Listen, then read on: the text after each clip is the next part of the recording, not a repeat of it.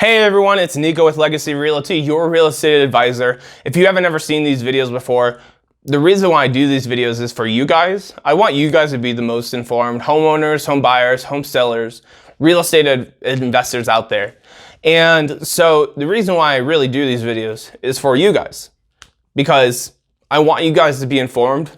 One thing I love to do once I become competent and once I learn information about something is I'm not the type of person that just takes in everything and then keeps it all to myself, but I'm someone who loves to educate and to train others about whatever I can. And in this case, it's about what it means to be a homeowner, a home buyer, a home seller, or a real estate investor.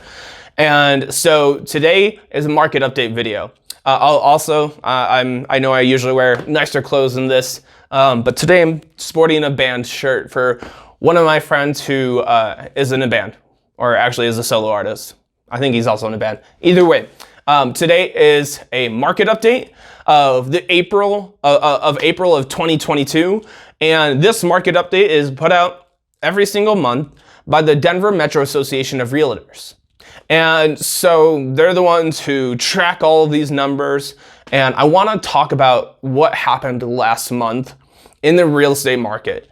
And so in March 2022, we saw that the real estate showed that despite increased inventory, so from, if I remember correctly, from February to March, we saw from 11,000 active properties on the Denver metro market to 2,000 active properties on the Denver metro market. So there was a jump.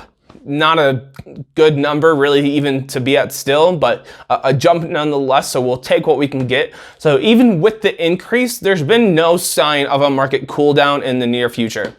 So we had a large increase last month of new listings, and it's a slight shift in the seasonal market that we're in. So it will definitely have a positive impact on buyers who are feeling fatigued in the residential market. It's still going to be tough. It's still going to be a tight seller's market because we're getting into seller season, which is when it's usually going to be crazy.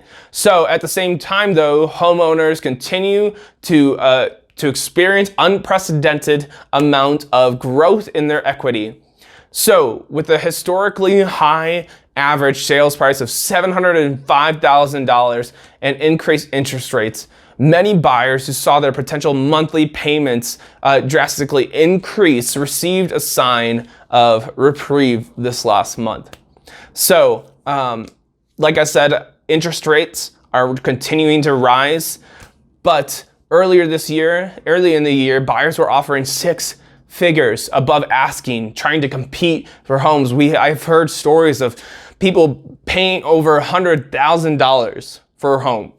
And although that is just insane, and although it is a good time to get in a home, it's not worth paying $100,000 because you don't want to, especially if you're going to move in a few years. If your future here, if that's your forever home, pay whatever you want. It doesn't matter. But if you're going to move in 5 years, that's not a good number to be putting down because you won't be gaining that equity back by then. You might, but unless if the market cools down, even if in a normal market, I would never advise to pay that much over unless you just have all the money in the world. Then who cares, right?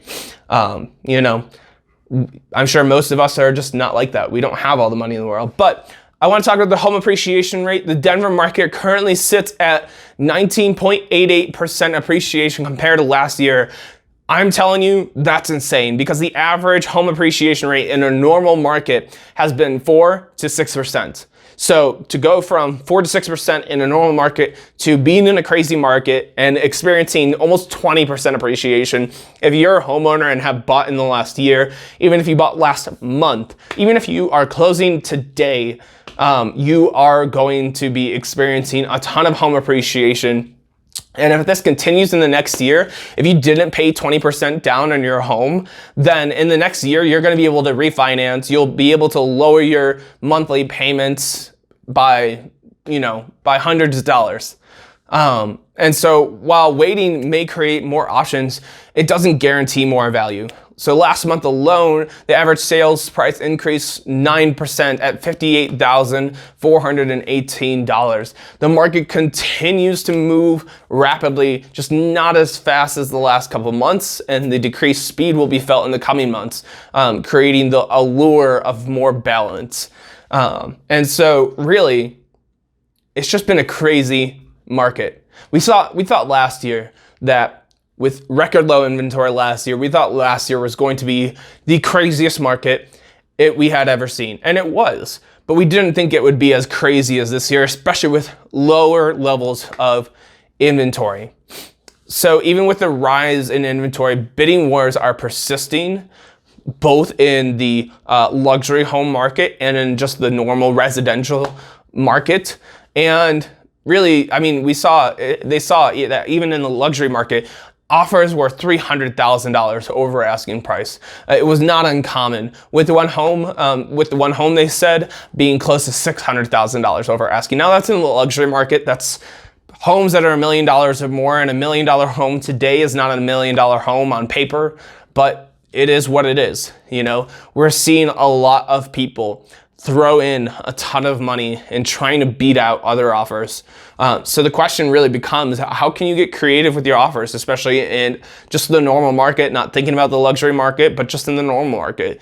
And so if you got in a home recently, I would love to know what it is that what it is that you did to win the offer, or what it is your realtor did to win the offer on a home. I would love to know what works for you guys, because as realtors who are in this profession, who are in the job day in and day out, we're trying to figure out what's going to work for our buyers to get them in a home, to beat out other offers when they don't have $300,000 to $600,000 to throw in over asking price on their home. So that is a bit of a summary of today's market update. If you have any questions, then feel free to reach out. I always love talking about real estate, to the point where anytime I talk about real estate, my wife rolls her eyes. So that's how you know I really like talking about it, and that's how you know I get excited about it, is because she hears the same thing over and over again. But I would love to talk with you about it, with or without my wife. That makes it sound like I don't like my wife. I do love my wife. So Kimmy, if you're watching, I love you. But if anything, reach out to me. I would love to chat with you guys. And until next week, I hope you all have a great week.